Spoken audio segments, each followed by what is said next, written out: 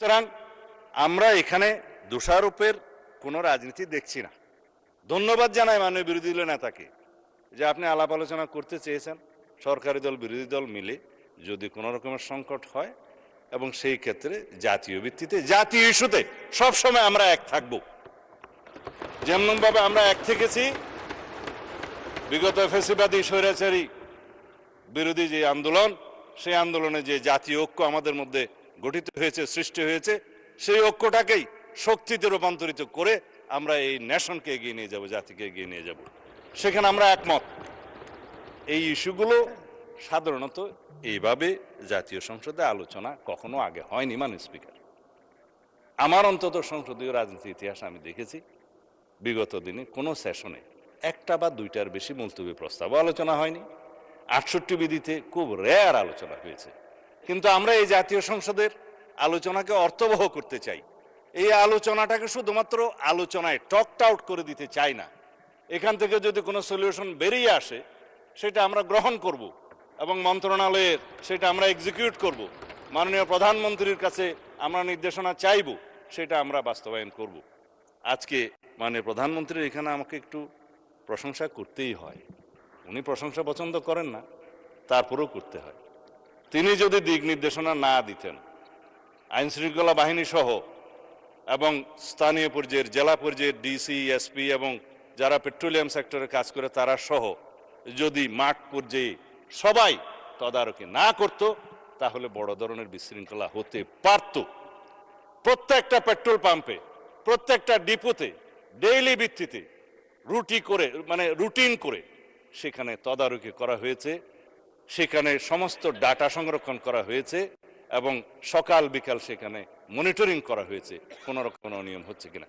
তারপরেও কিছু কিছু অনিয়ম হয়েছে, কারণ যেখানে দ্রব্যমূল্য কম থাকে সেই দ্রব্যটা মজুত করার, পাচার করার এবং অপচয় করার একটা প্রবণতা এটা হিউম্যান বিইং এর মধ্যে থাকে। এবং যেগুলো বর্ডার লাইন এরিয়া, ওখানে আপনি দেখবেন একটা ডিম আন্ডাও এই পার থেকে ওপারে যায়। সেটা আমার চাকরি জীবনের অভিজ্ঞতা। যেমন চাঁপাইনবাবগঞ্জে, যেমন নওগাঁতে, বিভিন্ন বর্ডারে তারা এটা স্বাভাবিক ব্যবসায়ী মনে করে অনেকটা, যে ইদার উদার করে যে মূল্য। আমি আমার চাকরি জীবনে দেখেছি ডিম পাচার হয়ে আসতে বর্ডার থেকে। এখানে ডিমের চাহিদা, যখন ডিসি সাহেব এটা বন্ধ করলেন তখন স্ট্রাইক করে দিল মানুষ, বললে যে এটা তো আমাদের দৈনন্দিন জীবনের চাহিদা মিঠায়।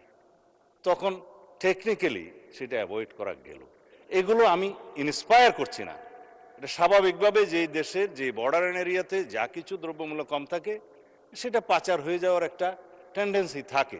কিন্তু আমরা সাকসেসফুলি দুই একটি এক্সেপশনাল ঘটনা বাদে আমাদের জ্বালানি তেল বা অন্য কোনো কিছু পেট্রোলিয়াম জিনিস বা সিলিন্ডার কোনো কিছু পাচার হতে দেই নেই সাকসেসফুলি। অবশ্য স্বরাষ্ট্র মন্ত্রণালয়ের কৃতিত্ব কোনো সরকারের সময় কেউ স্বীকার করে না, কারণ যত দোষ নন্দ ঘোষ। এখানেও তাই হয়েছে, যা কিছুই হবে স্বরাষ্ট্র মন্ত্রণালয় কি করে। স্বরাষ্ট্র মন্ত্রণালয় যেই উত্তরাধিকার সূত্রে যা পেয়েছে সেটা আপনারা জানেন। আমরা আইন শৃঙ্খলা পরিস্থিতি আল্লাহর রহমতে সমুন্নত রাখতে সক্ষম হয়েছে এই পর্যন্ত। যেই ইনফ্রাস্ট্রাকচার, যেই জনবল এবং যেই পুলিশ কাঠামো এবং যে আইন শৃঙ্খলা বাহিনীকে নিয়ে আমরা যাত্রা শুরু করেছি, সেই অবস্থায় এর চাইতে বেশি কিছু কি আপনারা আশা করতে পারতেন? এখন আমরা এই পুলিশ বাহিনীকে মোরালি স্ট্রং করার জন্য আমরা মোটিভেট করছি, তাদেরকে ওয়েল ইকুইপড করছি এবং আমরা যে সমস্ত যানবাহন ধ্বংসপ্রাপ্ত হয়েছে বিগত মুভমেন্টের সময় সেগুলো পরিপূরণ করে এবং আমরা একটা স্ট্রাকচার রেডি করে জনবলগুলোকে আমরা সঠিকভাবে যাতে আইন শৃঙ্খলা নিয়োজিত কার্যক্রমে সঠিকভাবে ব্যবহার করতে পারি, জনবান্ধব এবং পাবলিক ফ্রেন্ডলি যাতে একটা বাহিনী হিসেবে এস্টাবলিশ করতে পারি, সেই জন্য কাজ করছে। মাননীয় স্পিকার, আমরা ওভারনাইট এই বাহিনীকে ঢেলে সাজাতে পারবো না, সেজন্য সময় লাগবে। আমরা ওভারনাইট অন্যান্য কিছু আইন শৃঙ্খলা রক্ষাকারী বাহিনী আমাদের আছে, যেগুলো বিজিবি সহ, এপিবিএন সহ, র্যাব সহ আরো অনেক বাহিনী আমাদের আছে, কোস্টগার্ড সহ সব জায়গায় আমরা তাদেরকে এমনভাবে কার্যক্রমের জন্য আমরা মনিটরিং করছি, নির্দেশনা দিচ্ছি, যার সুফল দেশবাসী পেয়েছে।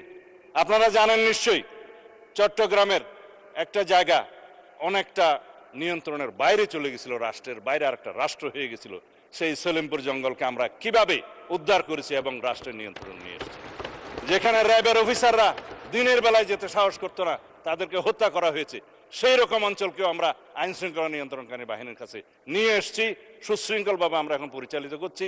সমস্ত যেগুলো দাগি আসামি সহ আর্মস ক্যাডার যে সমস্ত চট্টগ্রাম এলাকায় ছিল, আপনারা দেখছেন নিউজ পেপারে, তাদের উপরে আমরা কিভাবে অ্যাকশন নিচ্ছি সবকিছু এখানে বলা যায় না তদন্তের স্বার্থে।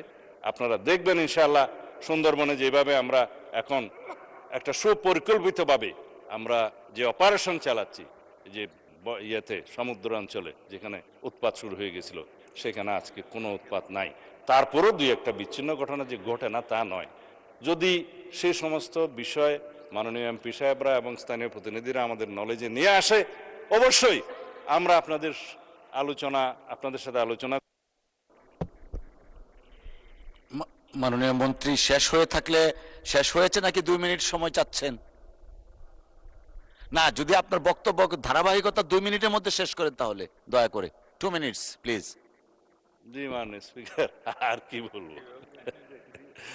সুন্দরবন থেকে সলিমপুর জঙ্গল, বর্ডার এরিয়া থেকে সমস্ত জায়গায়, ঢাকার কেন্দ্র থেকে সমস্ত এলাকায়, পেরিফেরি থেকে সেন্টার পর্যন্ত ইনশাআল্লাহ আগামী দিনে আইন শৃঙ্খলা রক্ষা বাহিনীকে আমরা এমনভাবে কর্মকাণ্ডে নিয়োজিত করব আপনাদের সহযোগিতায়।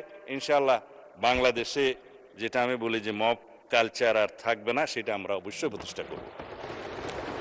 যে কোনো রকমের অপরাধ শূন্যে নিয়ে আসা যায় না, পৃথিবীর কোথাও নজির নাই, কিন্তু আমরা একটা এমন পরিস্থিতি নিয়ে আসতে চাই যাতে সকল রাষ্ট্রের মধ্যে আমরা বাংলাদেশকে একটা দৃষ্টান্ত স্থাপন করতে পারি যে বাংলাদেশের মানুষ যেভাবে ফ্যাসিবাদের পতন ঘটিয়েছে, ইনশাআল্লাহ এখানেও বাংলাদেশের মানুষ আইন শৃঙ্খলা সহ সমস্ত পরিস্থিতিতে আমরা একটা নজির স্থাপন করব।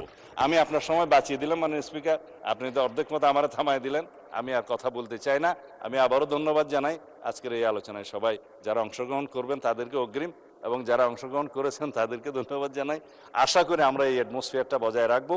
মাননীয় বিরোধী দলীয় নেতা যদি আবার আলোচনা করেন, অবশ্যই উনি অনেক তথ্য দিবেন।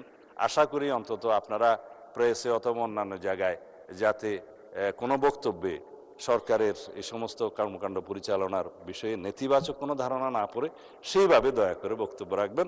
আমরা সবাই একসাথে আপনাদের সাথে আলোচনা করে চলতে চাই এই যাত্রী। ধন্যবাদ। ধন্যবাদ মাননীয় মন্ত্রী, সময় খুব বেশি বাঁচান নাই, 24 সেকেন্ড বাকি ছিল, তারপরে ধন্যবাদ। আলোচনায় অংশগ্রহণ করবেন ঢাকা 12 আসন থেকে।